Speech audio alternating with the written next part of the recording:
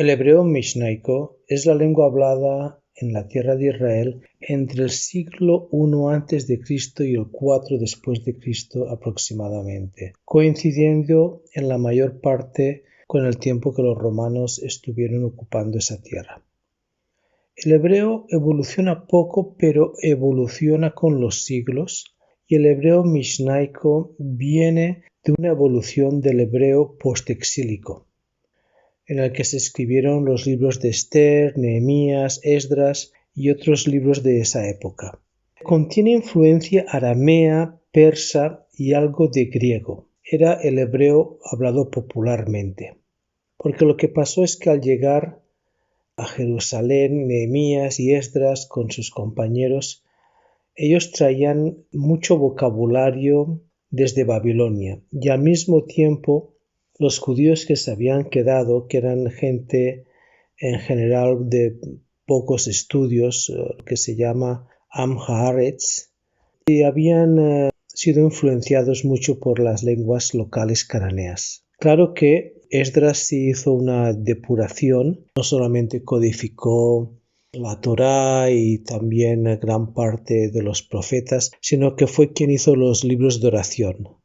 Hasta ese entonces los judíos cuando oraban de corazón lo que bien les salía, ¿no? En el primer templo iban al templo, oraban lo que tenían dentro de ellos. Pero a Esdras le pareció que cuando oraban mezclaban muchas palabras que no eran propias del hebreo y también habían palabras que el significado era incierto o no era muy preciso y le pareció que la gente debería orar en hebreo, que es la lengua de la creación, la lengua con la que Dios hizo el mundo, creó al hombre, con la que se comunicó con el hombre hasta ese entonces.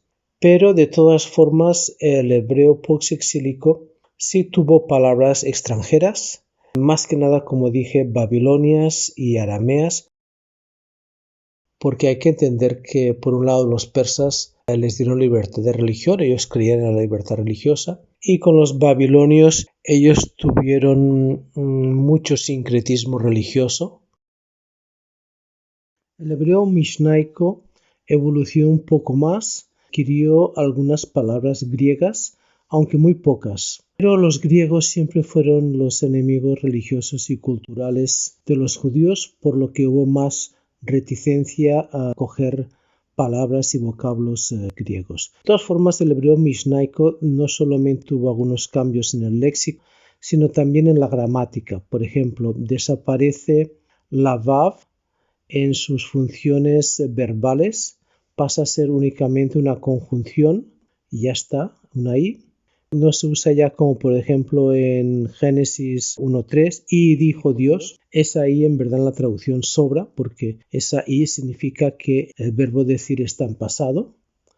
También aparecen con más frecuencia el sheli, el shelha, todos los posesivos. Y bueno, ya sé que tradicionalmente pues se dice que en la tierra de Israel hace 2000 años se hablaba arameo, pero hay que tener en cuenta que para estudiar la historia uno no se puede basar en lo que se ha dicho durante siglos sin mostrar la más mínima documentación. La historia se debe estudiar principalmente a base de documentación, es decir, escritos de esa misma época o escritos un poco anteriores y un poco posteriores, así como la arqueología. También la lingüística ayuda, pero yo sé que muchas de las teorías que surgen en los últimos 50, 60 años vienen de la lingüística. La lingüística es una ayuda, pero no puede ser la base para el estudio de la historia. Lo más básico es los escritos de esa misma época. Y en el caso del pueblo judío hay que tener en cuenta que la historia del pueblo judío es la historia de la literatura judía. Así como otros pueblos, su historia, la historia de sus colonias, la historia de sus conquistas, la historia de sus guerras internas o de sus descubrimientos, lo que sea, el pueblo judío, su historia es la historia de su literatura. Sin sus libros no son nada. Y documentación, escritos del 1 antes de Cristo en adelante, hay todos los que tú quieras. No estoy hablando de docenas, sino hay cientos, literalmente miles de páginas en hebreo mishnaico. ¿Por qué se le llama mishnaico? El nombre de hebreo mishnaico es un nombre que se le da posteriormente a ese hebreo. O sea, para ellos hablaban hebreo y punto. Pero claro, nosotros vamos clasificando las diferentes etapas del hebreo, ¿no? Hebreo muy antiguo, que sería el de la Torá, hebreo bíblico, hebreo medio, etcétera, etcétera. El hebreo mishnaico se llama así porque fue en el que se escribió la Mishnah. Ahora bien, la Mishnah se escribió en el siglo II, pero se compuso anteriormente. Ya se empezó a componer en el primer siglo antes de Cristo, mucho se hizo en el primer siglo, pero lo que pasa es que era memorizado. Se decía que no se podía escribir. Los Midrash y los otros documentos sí se podían escribir, en hebreo mishnaico obviamente, pero la Mishnah, que es el más importante, era todo memorizado. Por eso que se le llama Mishnah, porque Mishnah significa repetición. O también se puede entender como segundo, es esa palabra la que hemos leído y fue el día segundo o el día repetido, pues lo mismo, es la repetición. ¿Por qué repetición? Porque para memorizar tenían que repetir y repetir y repetir y repetir. Esa es la base de la memorización, ¿no? Claro que también se reinterpretó ese nombre y se le conoce también como la segunda Torá. Y de hecho había unas personas que su profesión era simplemente memorizar. Eran una especie de enciclopedias vivientes. Había un debate, había un estudio y tenían unas personas ahí paradas y se le decía, oye Jacob, cítame tal, tal, tal. Y el hombre de memoria boom, citaba eso. Ah, no, ahora mejor no, cítame aquello otro. Y boom, le citaba todo de memoria, ¿no? Esas personas no participaban en los debates, ni filosofaban, ni enseñaban, ni nada, solamente memorizaban. Hasta que en el siglo II pues, se decidió que la situación en Israel, después de la derrota con Bar Kokhba, que la cosa iba demasiado mal y no querían pues, que se fuera a perder la Mishnah, se decidió ponerla por escrito. También, por ejemplo, Jesús se llamaba Yeshua, en hebreo mishnaico, en hebreo bíblico sería Yehoshua. Él conocía muy bien la Mishnah, conocía muy bien la Torah oral. Inicialmente su posición es que está en contra de que se la considerase a la misma altura y con el mismo fundamento y autoridad que la Torá escrita por Moisés. Eso es con lo que él estaba en desacuerdo. Podemos, por ejemplo, verlo eso en Mateo 15. Respondiendo, él les dijo, ¿por qué también vosotros quebrantáis el mandamiento de Dios por vuestra tradición? A la Torá oral, él ni tan siquiera la llama Torá, sino simplemente la llama tradición. Él estaba en contra de que la Mishnah tuviera la misma autoridad que la Torá de Moisés. Él no era el único.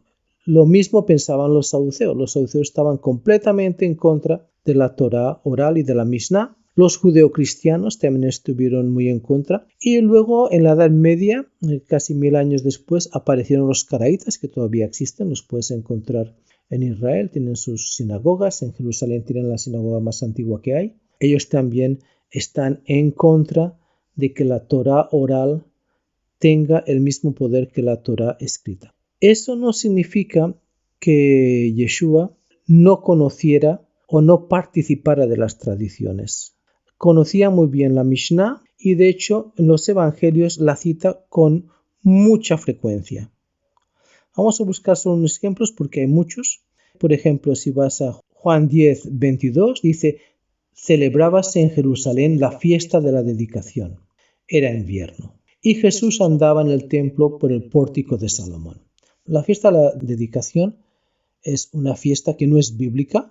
De hecho, hoy en día sigue siendo una fiesta no religiosa, ni es festivo. Todo el mundo trabaja. Es lo que se conoce como Hanukkah. Hanukkah quiere decir consagración y era la fiesta de la consagración, de la dedicación. Es una tradición porque hacía 100 y pico años los griegos, ¿no?, que tanto odiaban a los judíos, pues habían hecho barbaridades en el templo, habían sacrificado un cerdo y todas esas cosas. Entonces se había vuelto a consagrar para poder utilizar otra vez el templo. La gente desde entonces lo celebra. Eso es básicamente la Hanukkah. Era invierno, evidentemente, Hanukkah siempre es en invierno. Las personas más dedicadas, con más fervor, iban al templo. En este caso, Jesús fue al templo. Eso no es Torah escrita, pero sí es tradición y él participó de eso. O sea, lo que él estaba en contra es en ponerle esa autoridad a la tradición, a la Torá oral. Otro ejemplo, en Juan 7:37. En el último y gran día de la fiesta, Jesús se puso en pie y alzó la voz diciendo: Si alguno tiene sed, venga a mí y beba. El que cree en mí, como dice la Escritura, de su interior correrán ríos de agua viva. El día de la gran fiesta es el de los tabernáculos. Celebrar la fiesta de los tabernáculos sí está en la Torá de Moisés, y en aquella época esta fiesta tenía mucha más importancia de la que tiene hoy. Si vas a Jerusalén, pues verás que la fiesta del tabernáculo está muy bien, pero no es la más importante. Pero en aquella época sí era la más o de las más importantes. Hoy ha disminuido en importancia, estás en Tel Aviv, verás que prácticamente nadie lo celebra, pero él estaba allí. Ahora bien, ¿a qué está aludiendo él aquí? ¿Qué viene esto de que el que tiene sed, venga a mí y beba? De su interior correrán ríos de agua viva. Bueno, la tradición mishnaica que él conocía es a la que está aludiendo aquí y que hasta cierto punto está participando de ella. Lo que ocurría es que, según la tradición, cogían una gran vasija de agua y la vertían sobre el altar para pedirle a Dios que en ese año les diera buena lluvia para tener buenas cosechas. Pero ¿qué es lo que había pasado una generación antes que él? Que los saduceos estaban completamente en contra de las tradiciones, estaban en contra de la Mishnah.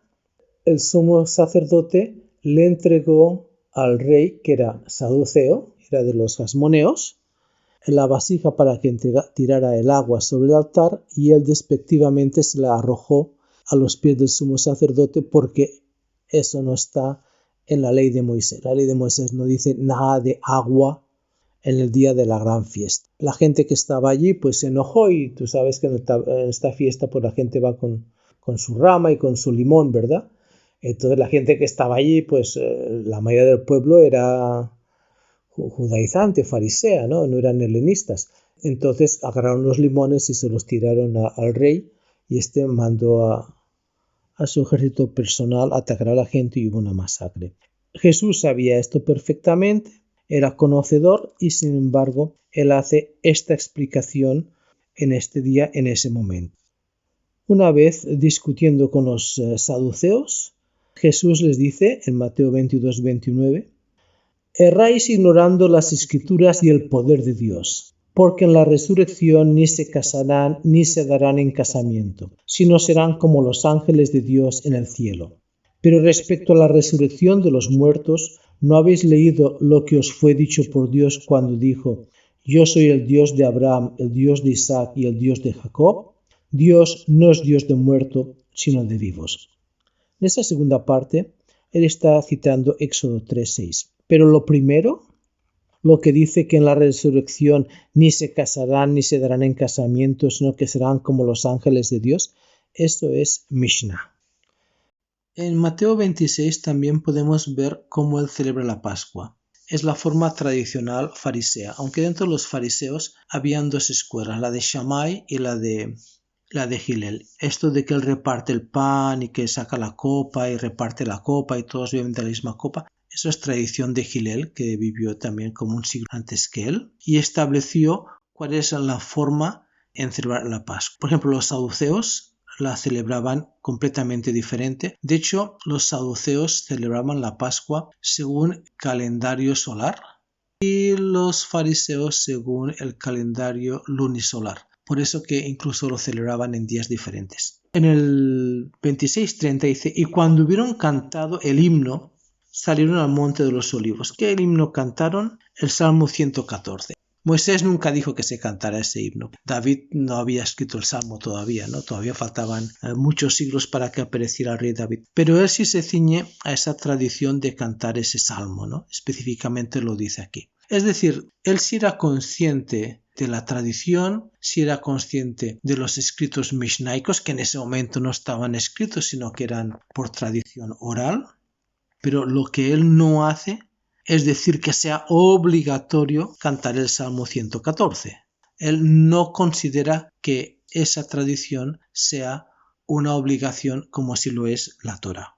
De hecho, por ejemplo, Mateo 7:5 dice: Hipócrita, saca primero la viga de tu propio ojo y entonces verás bien para sacar la paja del ojo de tu hermano. Eso es 100% Mishnah. Literalmente, con las mismas palabras, está en la Mishnah, excepto la palabra hipócrita que no está puesta en la Mishnah. Ahora, también la pregunta es que la Mishnah, cuando se puso por escrito 100 años después, cogió palabras del Evangelio y las colocó allí, cogió palabras que había dicho Jesús, Yeshua, o él está aquí citando la Mishnah que ya existía. Claro, quién fue antes, quién fue después.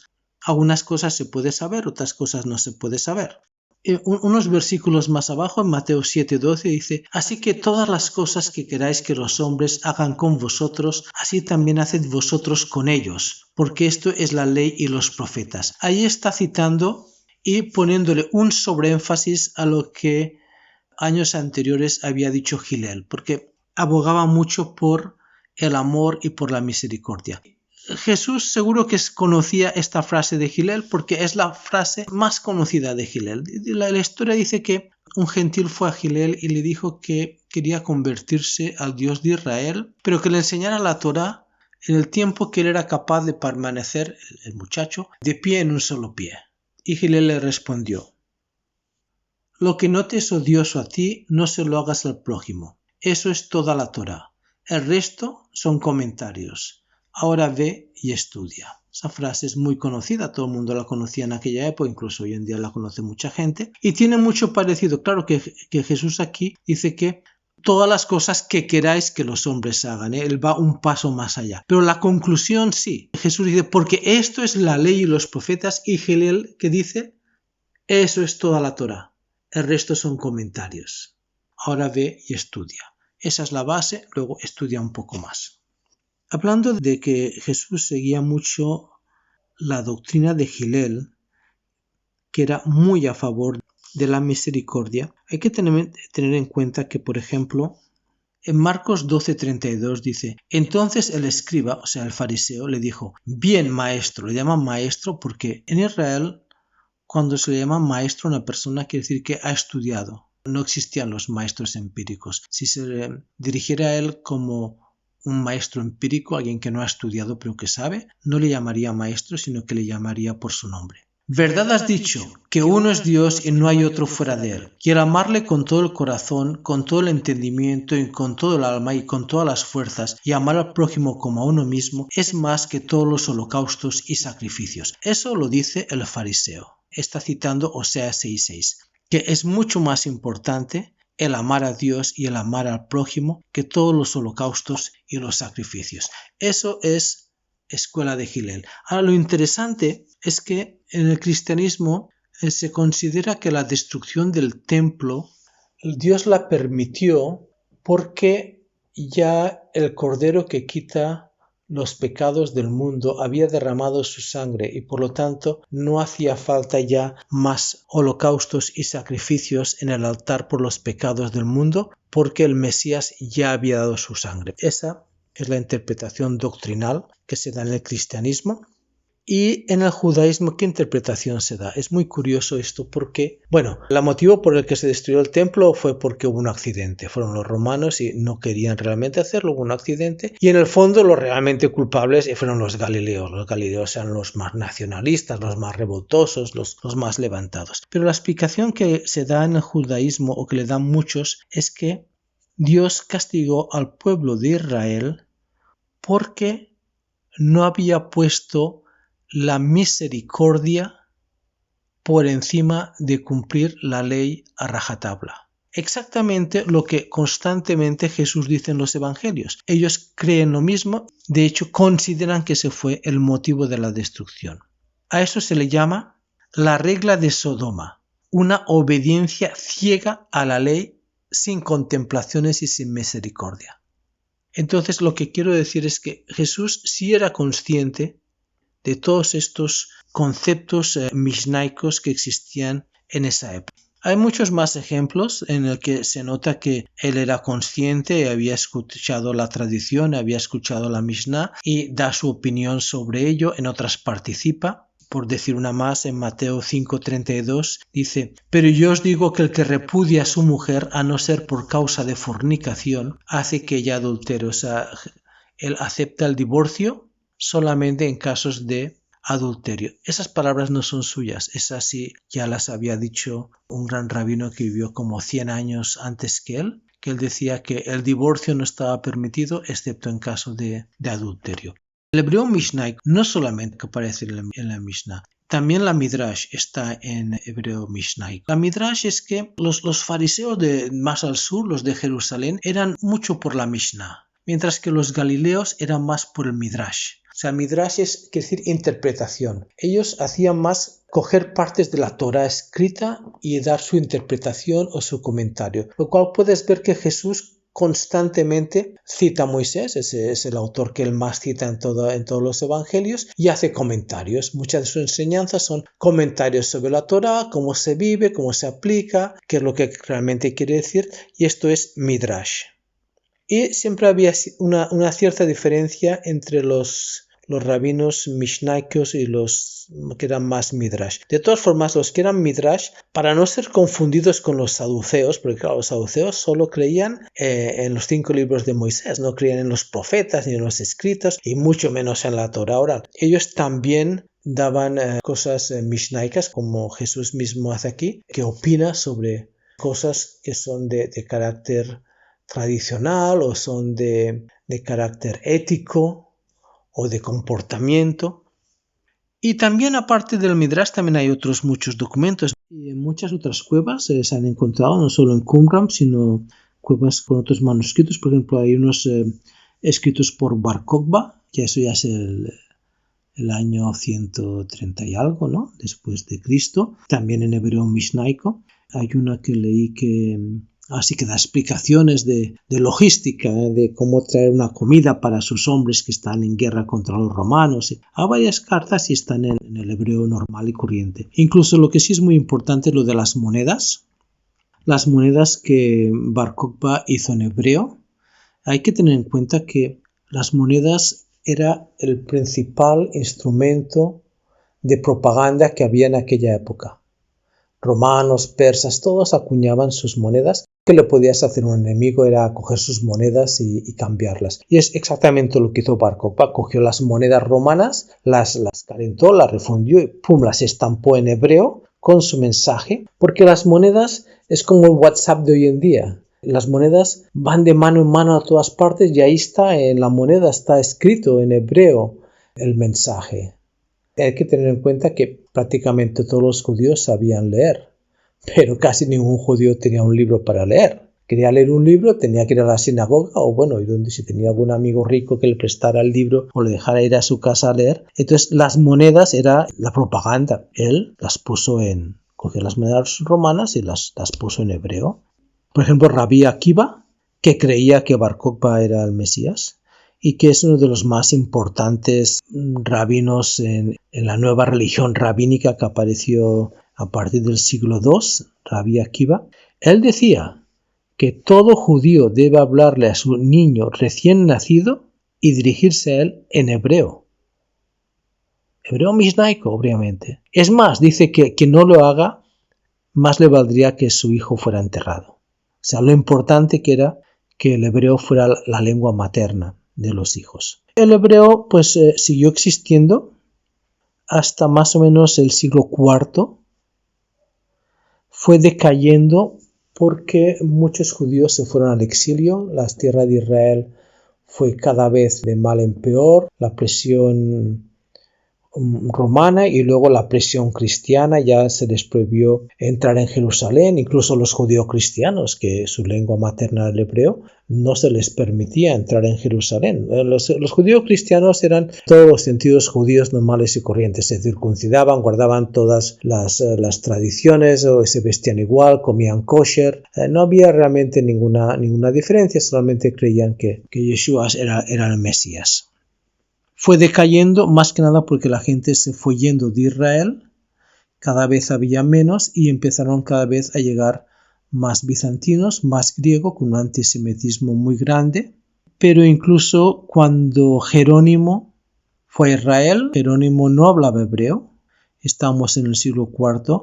Fue a Belén, evidentemente, no fue a Jerusalén, porque en Jerusalén nadie hablaba hebreo, pero fue a Belén, donde habían judeocristianos cuya lengua materna era el hebreo. Le enseñaron hebreo y fue así como pudo traducir del hebreo al latín. Y luego, 1000 años después, la Iglesia romana dijo que esa era la Biblia oficial de la Iglesia católica en el año 1500 y algo. Luego ya sí, claro, ya cuando, por ejemplo, con Justiniano, que ya se prohibió el uso del hebreo en las iglesias y en las sinagogas, pues ya sí, pues el hebreo más o menos en el siglo IV dejó de ser la lengua materna de la gente. Ahora bien, lo curioso es que la mayoría de la gente piensa que el hebreo moderno está sacado del hebreo bíblico. No, el hebreo moderno se retomó de una mezcla del hebreo bíblico y el hebreo mishnaico. O sea, ¿dónde acabó el hebreo como lengua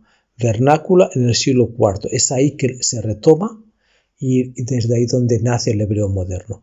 Hubo un tratado muy conocido que circulaba por Israel, en Tel Aviv más que nada, a principios del siglo pasado, que se llamaba hebreo bíblico o hebreo mishnaico, refiriéndose, bueno, ahora que hemos resucitado y estamos resucitando el hebreo, después de que dejó de ser la lengua hablada de la gente, ¿de dónde lo sacamos? ¿Del hebreo bíblico o del hebreo mishnaico?